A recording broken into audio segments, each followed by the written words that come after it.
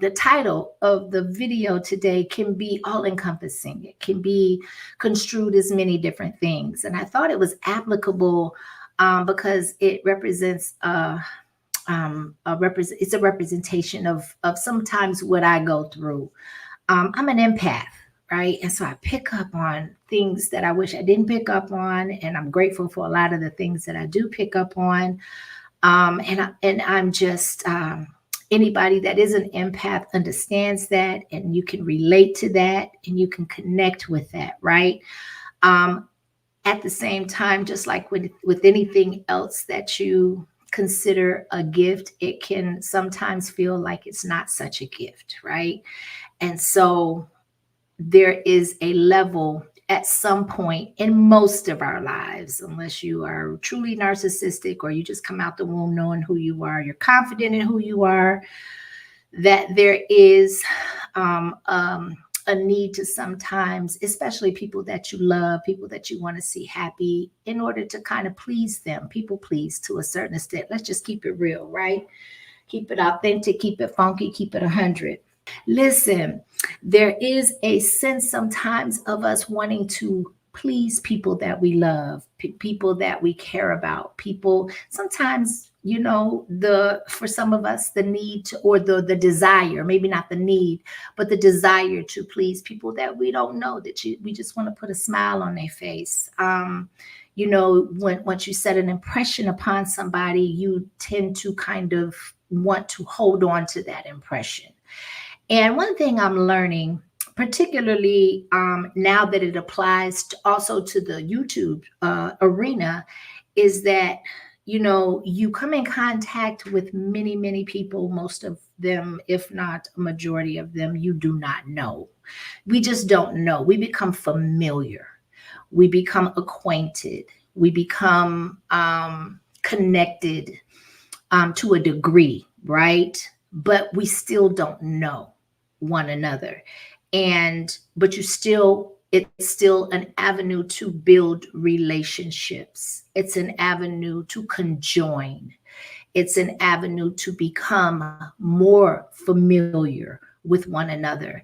And we, as humans with normal ability to have compassion, tend to want to do that, right?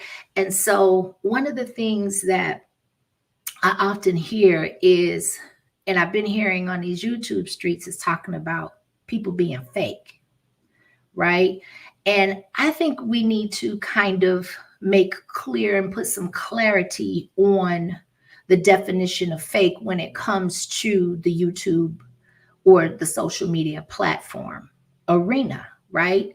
I think it depends on the person's perspective. Their feeling at the time that they're having this perspective, that they feel offended, or they feel they're picking up something that they feel is not authentic from someone else in the chat, on the panel, in the social media world, right? And so I just want to have the discussion and really kind of provoke some type of thought process, because definitely there's some fakeness going on.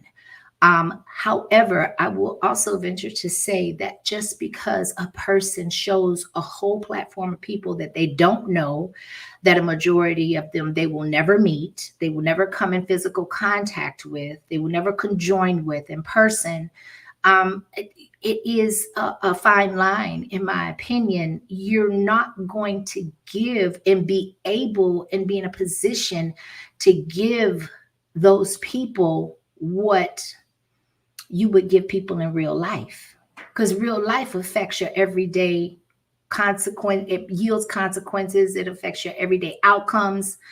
And it's real life for a reason, as opposed to the social media platforms. And I'm using this as a comparison and an example because it's relative to me, and I can speak for me and what I see, right? But just because we may not have the time, and especially if you're a content creator, one of the things I'm really realizing and have realized is going on other people's platforms, jumping into other people's chats, going on other people's panels, we don't, you have a real life. If you have a real life outside of that, which you should, and that should be priority number one, even if you are monetized and you are benefiting financially from this, you still have to have a healthy balance. Your real life still has to matter. It still has to take priority, or at least in my life, it definitely takes a priority over what is important and what is relative to my everyday life and desired outcome. You're not going to have time to take care and please everybody. Look at the people that have thousands of subs. We'll just take Kwame Brown. Shout out to Kwame Brown. As an example, where on his main channel, he's got over 430, I think he's at 432,000 subs. And people really take offense when he doesn't know who they are, when he doesn't acknowledge them. That's 432,000 other spirits, souls, and entities that he will probably never come in contact with. And the few people that he has come in contact with, you see how that worked out, right? So he would be within his rights to become a little apprehensive and a little more skeptical, or a lot more skeptical, right? Greetings, Miss Chicago. Come on in. Thank you. Anybody that I've missed, right? But for people to have the expectation that just because he gave them an acknowledgement, a shout out, they were able to meet in person and engage for that period of time, that he owes them something. None of us owe anybody anything on this platform but mutual respect. You lead with respect, you get respect.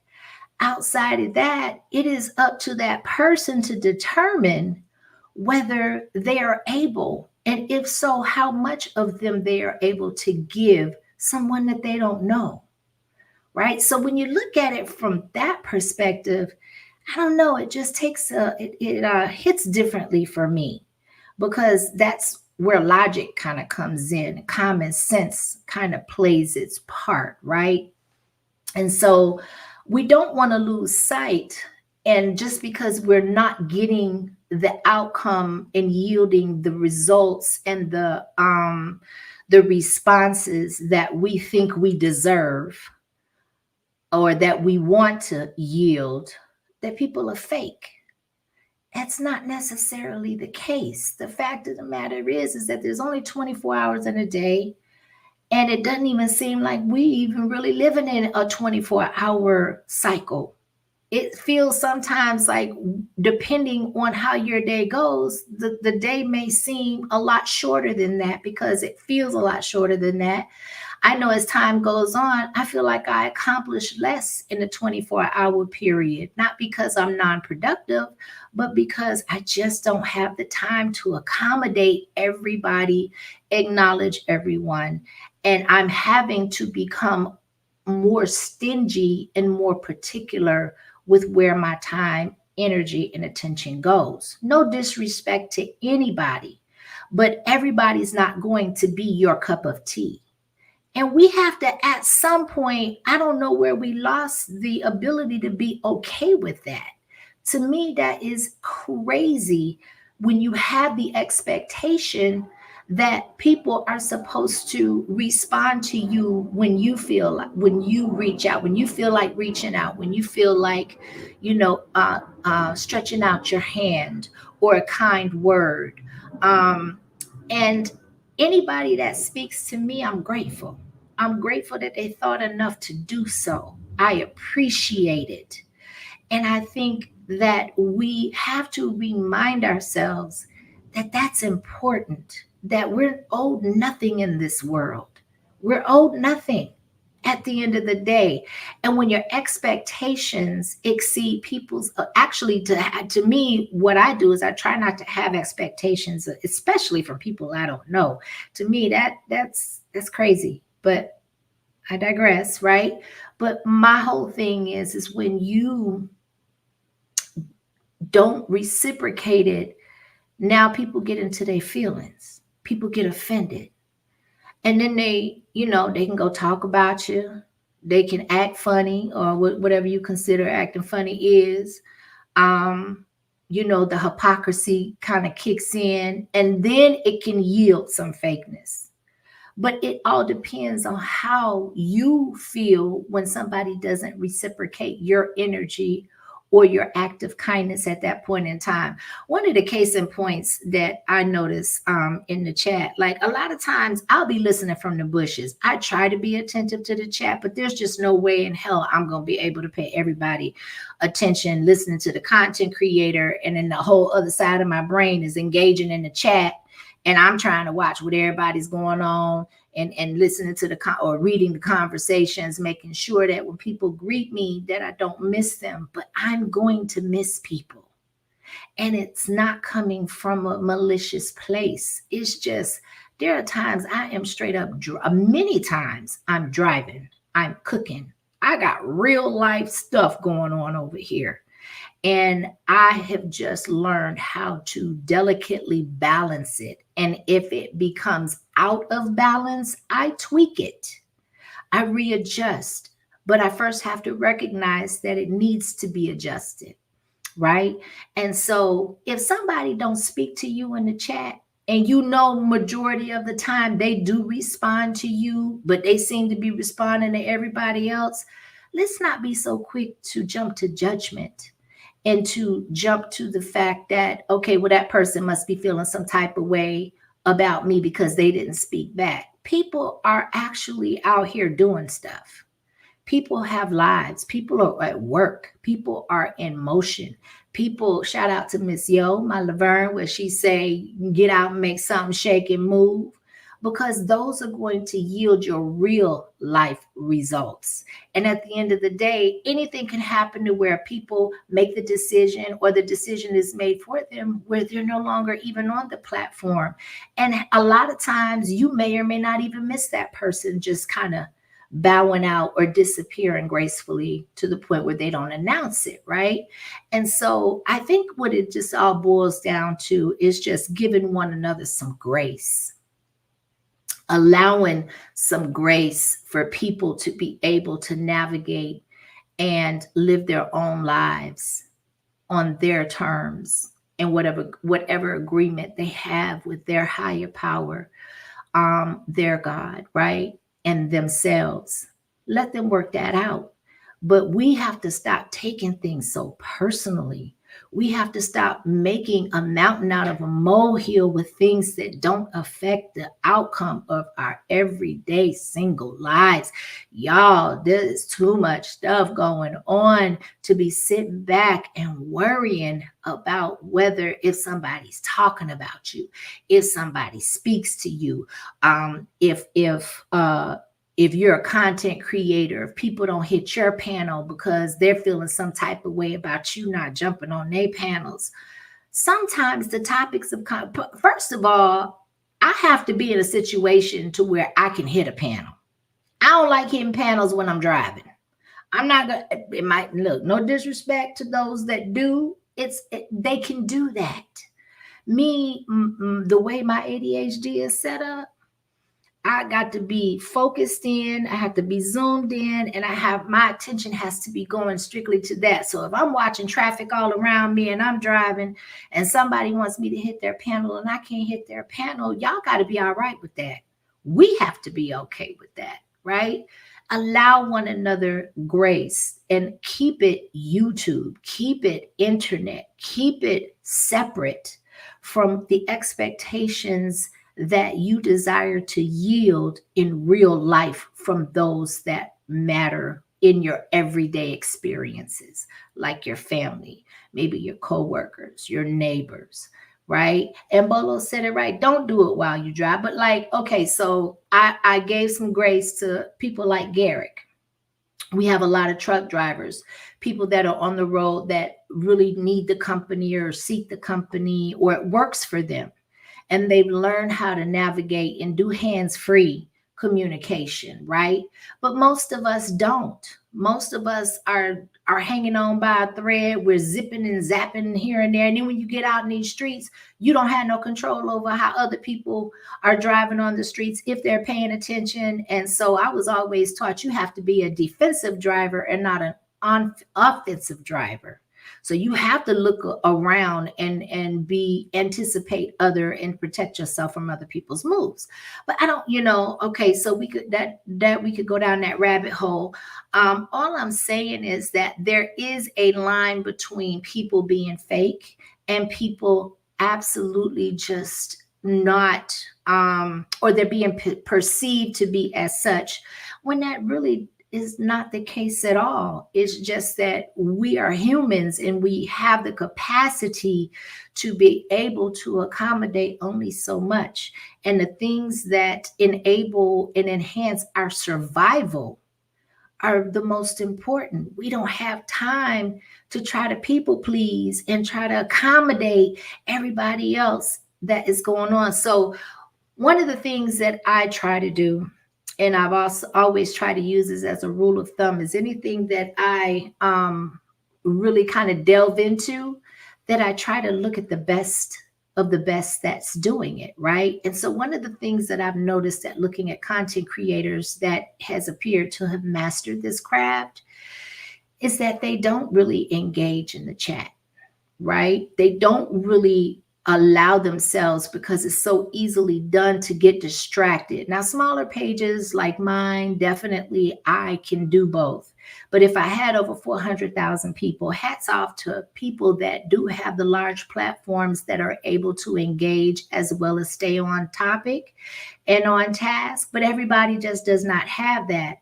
And so I understand why some people choose not to. Right. And that's why they have moderators, and that's why they have people that they can trust in order to manage, because that's a whole different side of the platform, of the content creation's access is the chat.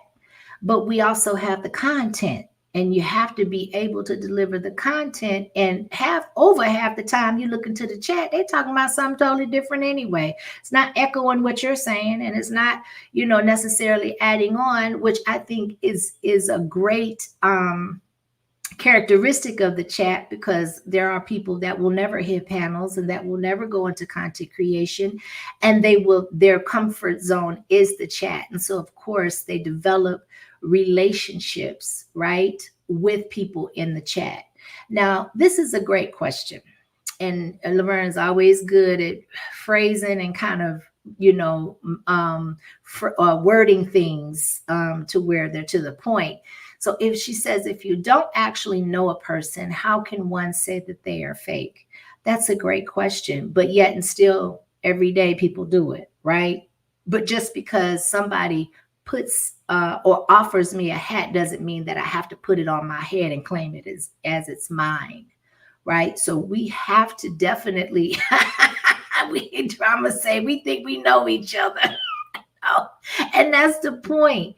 Look, most of the people in this sector that's still here, if you're day one, we've been on this platform for 4 years. That's a lot of time and a long time to become familiar with one another. For even people that aren't day ones, if they came in 3 years in, we still all feel like at some point we know some characteristics about one another. But it's the capacity, right? So we understand, or we should understand. And if we don't, I want to present to you a different option and a different perspective of looking at it as through the lens of understanding that this is a virtual platform. This is how it's designed. This is how it's set up. And we need to be okay with embracing that, right? And whatever goes with that. But it's very true. We don't know each other well enough to know if someone is fake or not, right? So shout out to the real. I even say shout out to the fake, because it takes both. You won't, without the fake, you don't know, you won't be able to define something as real.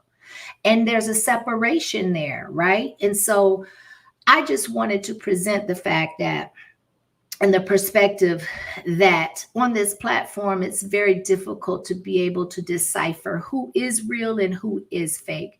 What I go off of is people's level of respect, of their consistency. What people do behind the scenes ain't none of my business. I know I'm talked about, but I was always told that you don't matter if you're not talked about. So it don't bother me. I'm very secure in who I am. I'm very sure of who I am. Do I have my moments where I question certain things? Absolutely. Absolutely, I do, but not very often. And it definitely isn't as often the older I get. I'm very, very secure in who I am. And so it doesn't bother me or affect me when people disparage me or when they say, because they don't know me.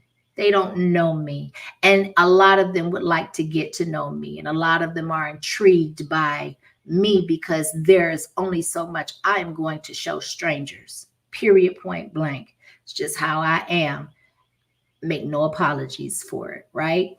So there is a video, just a little video clip, just to give it some, not to have it so monotonous. Break the monotony of me just giving commentary. I love to give other people's perspective on what they deem as, is relatable to the context of the conversation. So give me just a second, y'all.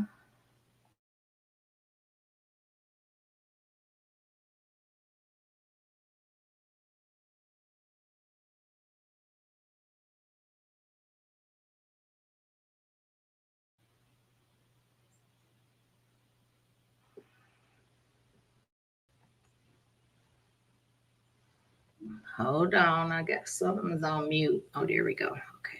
You. If I don't like you, if I like you, I like you. If I don't like you, I don't mind you knowing that I don't like you. So if I see you in public, please don't embarrass yourself and try speaking to me. Because I'm going to look at you like you got shit on your shirt. That's just how I'm going to look. If I like you, I like you. If I don't like you, I don't mind you knowing that I don't like you. So if I see you in public, please don't embarrass yourself and try speaking to me. Because I'm going to look at you like you got shit on your shirt.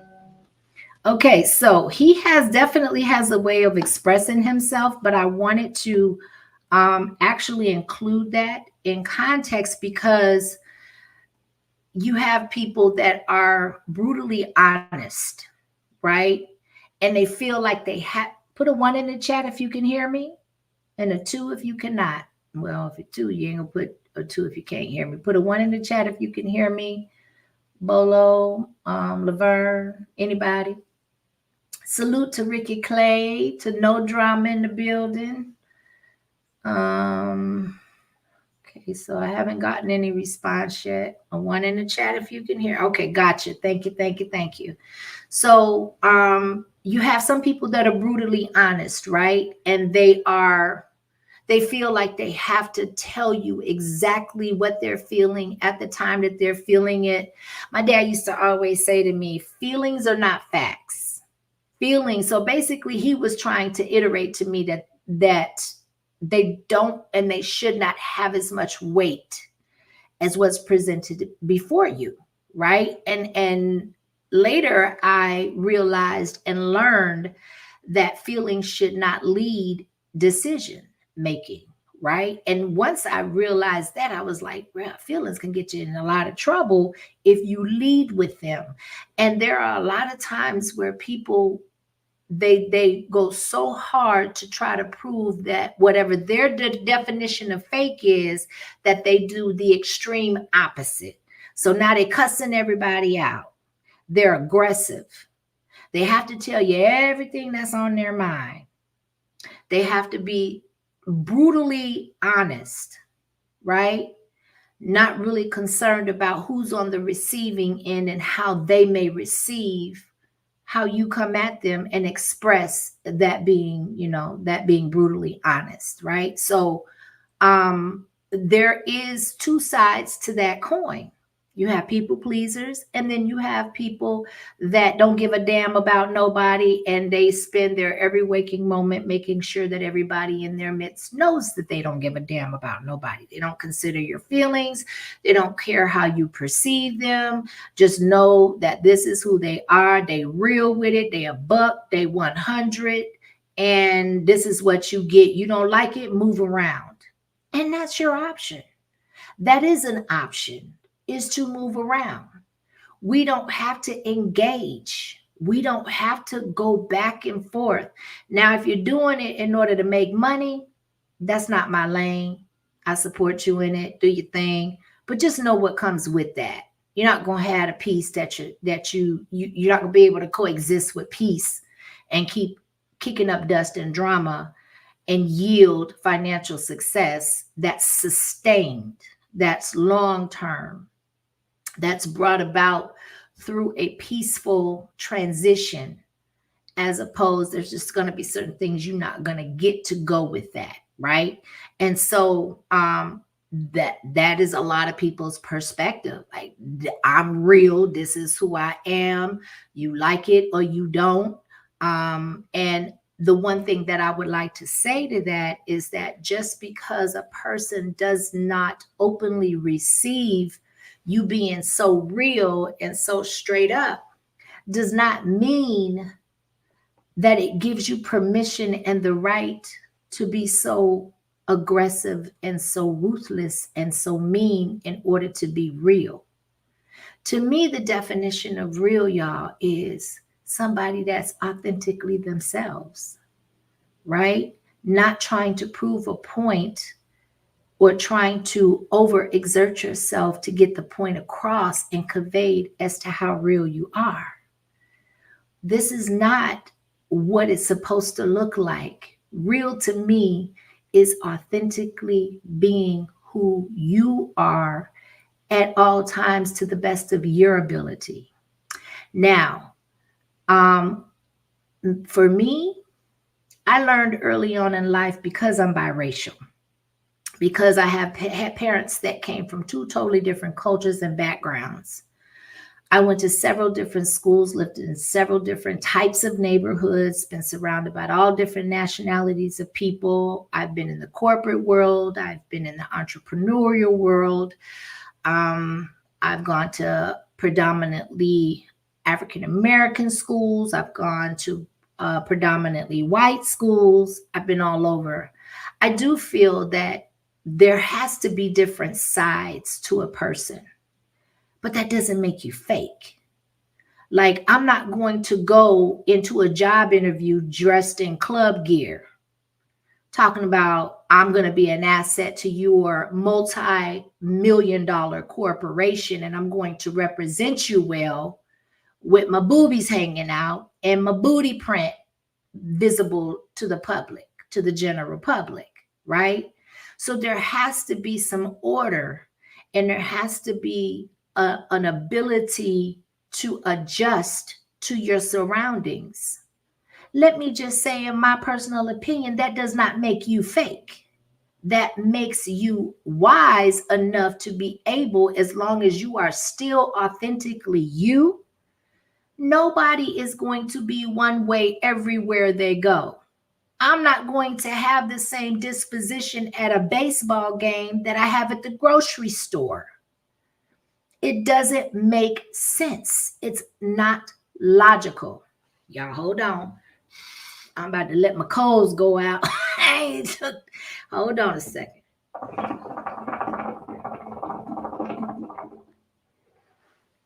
So I'm not saying that there isn't such a thing as fake. You got fake BBLs, you got fake breast jobs, you got fake lips, you got fake eyelashes, you got fake hair. But even if you have all of those things on you at one time, it's not necessarily going to mean that you are a fake person. You still have a real heart. You still have a real mind. Now, how you present yourself and how you convey yourself to others and how you treat others will define your level of fakeness if it exists within you. But just because we go through outwardly modifications, now for me, I was raised in a home where I've always had so much going on academically. My parents always kept me busy that my dad used to say, beauty is within. We're going to work on your inside and build you from the inside out, because the outward appearance fades over time. And if you focus too much on that, that's what you're going to determine your self-worth on, and it's not going to be sustainable. And I am so grateful that that was instilled in me. But frankly, I didn't learn how to put makeup on. That's why I don't wear it. There are times where I wish I could apply it and not think that I look crazy. But I'm so used to not wearing it that when I do apply even the minimum, the bare minimum, I'm out of my element, right? And not to belabor the point, but what I'm saying is that from the outside looking in, there is the definition of fake is based on each individual's perception of what their definition is to them, right? And so we have to adapt to our surroundings, but it doesn't necessarily make us fake, right? And again, what is the definition of fake? It's going to be different for each and every one of us, even if there's 2 or 3 words that one person says to make the definition real for them that another person doesn't say. Or if that other person says something slightly different, it's not going to yield the same. It's not going to mean the same for everybody. But I wanted to give that perspective because there's 2 sides to each coin. You got people that try to keep the peace. I'm one of those people. Now, don't get me wrong. I will turn up, especially if there are certain things that are affected in my life or gone after in my life. I will transform on your ass and you won't recognize me. That doesn't make me fake. That makes me willing and able to adjust based on the severity of the attack and the threat to my survival and those that I love. But I try to surround myself and keep myself with people and keep myself in an environment where I can yield peace so it can be reciprocated in kind. I want to give peace. I want to give love. I want to give respect because that's what I demand in return, right? So Rachel Banks says, beauty is only skin deep, but ugliness is to the bone. I like that. I like that because it takes a lot to be ugly. Let me tell you something. I've been ugly. I've been ugly from the inside out, and it was draining. At some point in my life, I had to make a decision, and it was intentional. This is not me. This is not who I was created to be, and I was not being my authentic self. Hurt people hurt people. When I was ugly, it was coming from a painful place because I felt somebody had been ugly to me. And I felt taken advantage of, and I felt that I wasn't respected. So what did I do? I yielded in kind. I gave the same energy I was being given, and it drained me. So what I do? I just changed my people, my places, and my things. I changed my environment. I changed my decisions. I started to adjust the gauge on who I gave my ears, my eyes, and my presence to. Everybody should not have access to you, especially full access. It should be limited because if it's not limited, you're not going to have enough of a capacity to give that and to pass that along to those that deserve it and that need it the most, right? So this is as usual, a multi-layered conversation. But I want to give perspective because sometimes we can get lost in what is real and what is fake. right? You got women with BBLs walking around here talking about that's their real ass, knowing good and doggone well it's not. But that's not your issue. There's something within them that prevents them from being honest, that doesn't set well within themselves. But that has nothing to do with you, but it's just an example as to how the real can seem fake and the fake can seem real, right? Depending on the presenter. So let's go to another little short clip video to give a different perspective on fake. And this is going to substantiate what I'm saying about people's definitions of being fake and being real are going to be different to everybody, right? So hold on, y'all. What I see happen all the time is that people will present themselves in a very specific way when they are dating because it's what you think you need to do in order to attract this person. And what ends up happening is you funnel all of your energy and your time and your thought into presenting this character, right? And over time, the mask slips. Over time, you lose the energy and the steam to continue this facade. So let me speak on that. And I didn't mention that up until now for a reason, but he said it very eloquently. He said that basically that mask will eventually fall off, whether you intend it to or not. And that's where I feel the definition of fake becomes valid.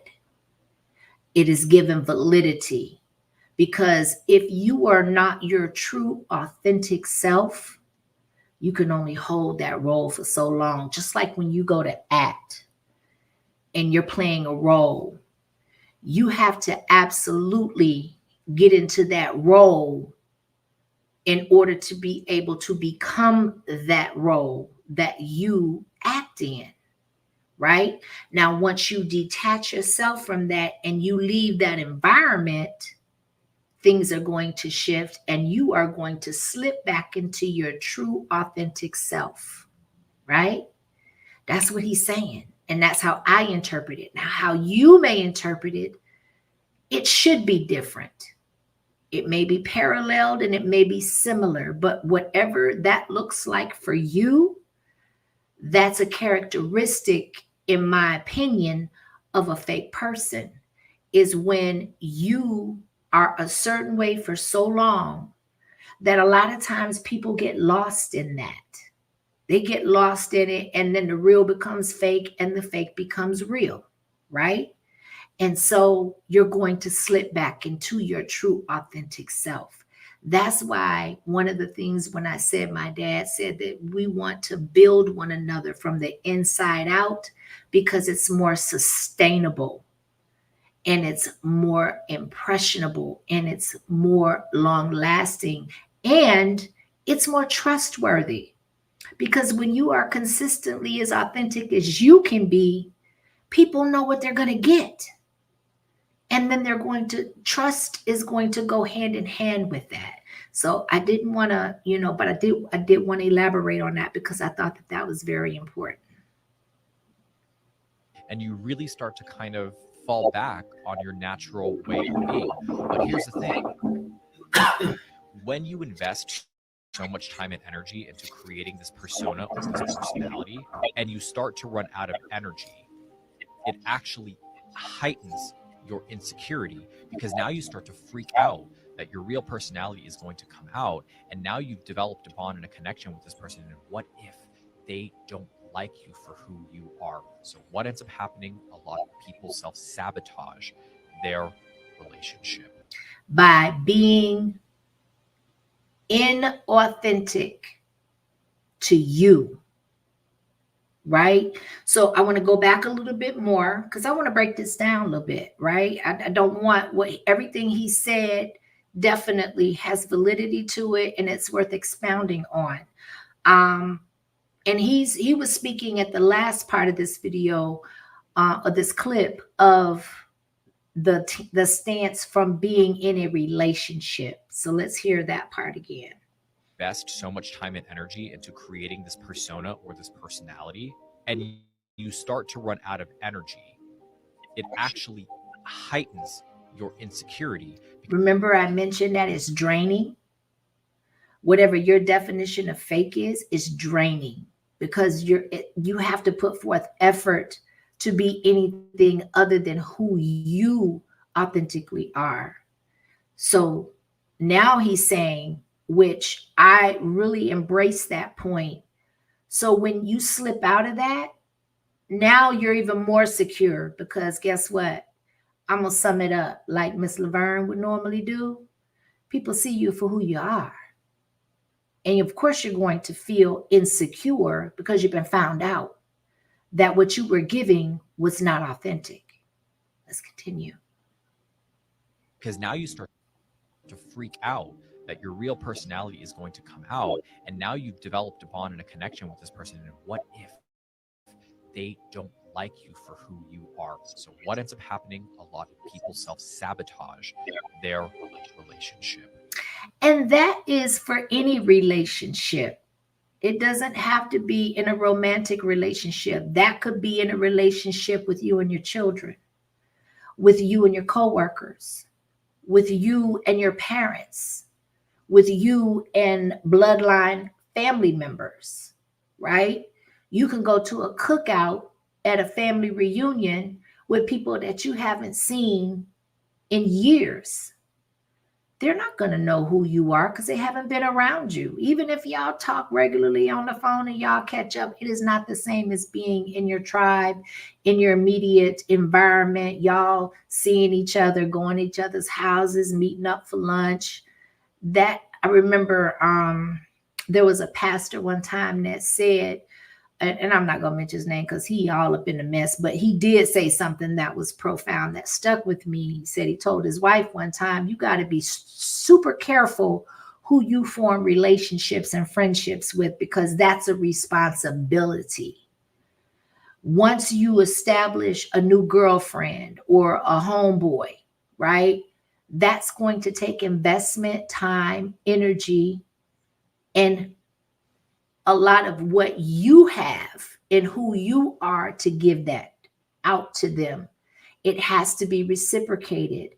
That is energy that has to go around in a 360. It has to be circular. There has to be a continuity to it, right? In order for that relationship, that friendship, or that alliance to grow, for it to blossom into something other than what it started out as, right? Miss Yo says, if being fake is not in you, it can't come out of you. Yes, absolutely. Absolutely. Now, when it comes to what he said, I want to go back a little bit. And he said, look, he said, once you come out of that, and in my mind, I'm thinking once you slip out of that, because if you're not being your authentically true self to somebody that you say you care about, or somebody that you spend the time enough to just interact with on a basic level, that's still your energy. It's still your time. You're still making the intentional decision to interact with that person, to communicate with that person. But once you are not your authentic self, and now you done slipped out of the character that you presented as your true authentic self, now your insecurities are going to be heightened, because now, like I said, you've been found out, you've been discovered, and that level of trust that you were trying to build, even though it came from a place that you presented yourself to be somebody that you thought they would approve of, you thought they would like, you thought they wanted to see. Now the trust is being eroded. It's being chipped away at. If not chipped away, it's gone. Just depends on the circumstance and the people and how it's being received.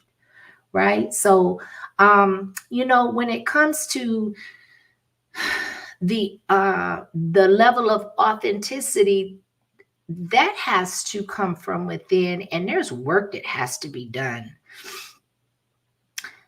it's a constant effort. And I'm going out on a limb to say that because we can role play so easily. A lot of us can, right? Because of the environment that we're in, we actually, that it's like a requirement in order to be able to navigate and yield necessary outcomes.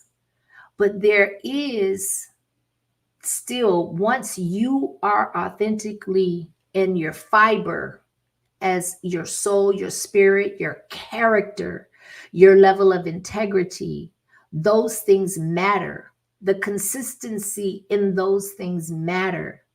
If you are mindful of those, then you can adapt based off of your environment and your surroundings, who you're speaking with. That's like going to engage or to do business with someone that doesn't speak your language, or they don't speak your language fluidly. And now you have to learn how, or adjust and try to communicate in meet them halfway, to meet them to be able to speak their language so that they can understand where you're coming from or what you're trying to convey. It's the same thing. You're adapting to your environment. You're not going to go to an Arabic person that hasn't spent any time in the hood and say, "Yo, homie, what's up? You know, can I cop this from you? How much is this?" They're gonna be looking at you sideways. I mean, some people do. Those that think that they real, that they don't never have to adjust, that they don't never have to acclimate to their environment, and still have the ability to be their true, authentic self. There is a distinction between giving people what you have the capacity to give them, as long as you're consistent and it's coming from an authentic place, as opposed to being fake. Because we're not going to be able to give everybody everything that they want or desire from us, no matter what the nature of the relationship is. We have to be selfish, and we have to an extent, and we have to be selective as to what we expose ourselves to, what we surround ourselves with, the environment, what enters our ear gates, our eye gates, therefore penetrates the mind. And the mind is the one thing and the primary thing that the powers that be go after, because the body follows the mind. So if they can skip past everything else and control the mind, then guess what? Then they've accomplished their goal, right? And so with that being said, this one's going to be a good one, y'all. Okay, this one is speaking on being fake with God, because we talked about being fake with people, but at the end of the day, it's our relationship with God that matters more than any of our relationships with people, right? So let's go ahead with this. Start.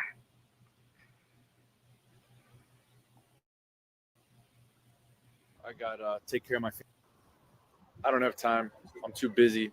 I'm too busy with school. I gotta test. I gotta work. I gotta take care of my family. I gotta spend time with the kids. I gotta date. No, I'm hanging out with friends. I'm hanging out with family. I'm too busy. I'm just going through a lot right now. I have so much on my plate. I don't even know we hear these excuses all the time. For who? God. Doing the things that we know we're supposed to do for God. I can't go to church because of one of these excuses. Well, I can't go this Sunday because of this. Or I can't go out to the streets to go and pray for people and pass out tracts and work for God and do this. I can't. I don't have time to read the Bible. I'm just so busy. I don't have time to. You don't have time for God. If it wasn't for God, you don't even exist. If it wasn't for God, you're nothing. All this time that you have is because of Him. He's supposed to be number one. We shouldn't be finding excuses for God. We should be finding excuses for all these other things. We should be making time first for God if we really love God. That's what Jesus did, and we follow Jesus. If we're a Christian, if you follow the Son, you're going to obey what the Son did and follow His footsteps and learn how to love God. So if you're not doing these things, you're not loving God, number one. And I agree with that, right? So I'm going to add to that, and I'm going to say that if you don't love God, or if you aren't real with the God that you serve and acknowledge and revere, then that foundation is not set, and you're not going to be able to have authentic relationships with people, because God exudes through us, right? So let's continue. This ain't gonna be much longer, y'all, but I wanted to give different perspectives on the real and the fake, and how different people's definitions and perceptions are, and how I think all of that will be mitigated with us giving one another some grace, right? Because none of us are perfect.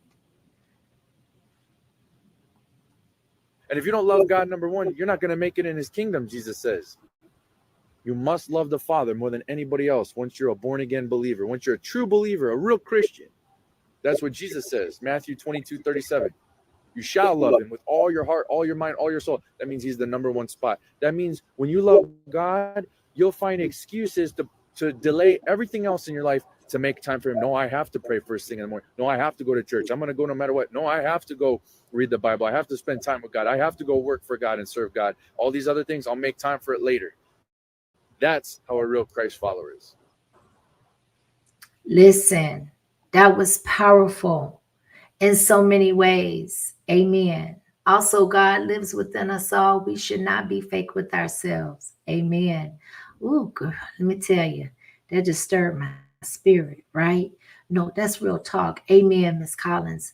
Listen, we are created by the Creator, right?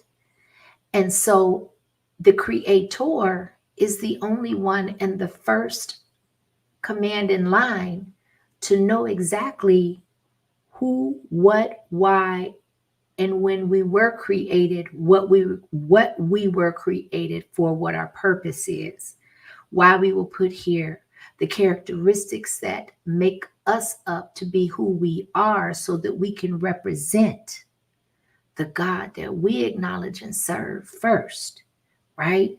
And so to me, the cure for fakeness and the ability to be able to show one another grace in moments of imperfections is as if we are submerged in God's spirit and we emulate his spirit to others, right? Are we perfect? Absolutely not. Am I perfect? Hell no, right? But I do know the foundational principles of what has been instilled in me. So when I do sway, or I do fall short, or I do have error, that guess what? When it's all said and done, I know my default. I know where to go back to. That foundation is unshakable. And it's always there. It's in my DNA because of how I was created from my Creator, right? And I think that's a great place to end. And we're going to leave it right there. I feel like I'm right on everything. No, I don't. But I do feel when I am led by the Spirit, that it's not about me being right. It's about it being meant for who is on the receiving end, open and willing to receive the information that is being given. Chew the meat, spit out the bones. That's all I got to say. So be it, right? And with that being said, I appreciate y'all. Hope y'all have a wonderful day today. I hope that you take the time out and do one act of kindness for a stranger, for someone in your tribe, and for yourself, right? I love y'all. Y'all have a wonderful day. I appreciate you. And I'm out.